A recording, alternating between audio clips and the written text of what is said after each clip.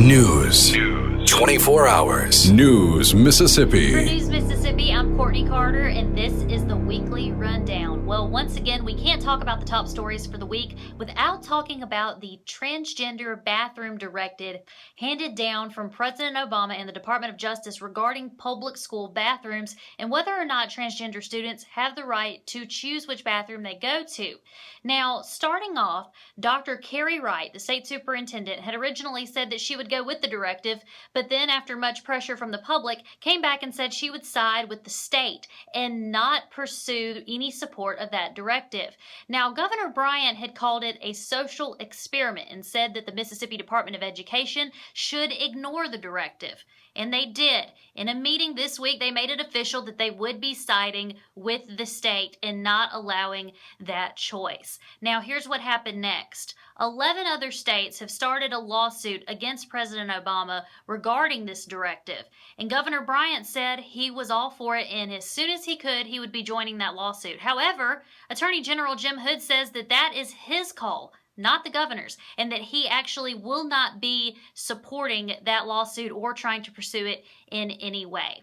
Meanwhile, because Superintendent Carrie Wright said that she did support the initiative, there is a petition circulating Facebook with the hashtag #RightIsWrong, saying that she should be terminated from her job and should be replaced with someone else who better supports the values of the state. However, she did come back and say that she would be ignoring directive, and that was backed up by the Mississippi Department of Education.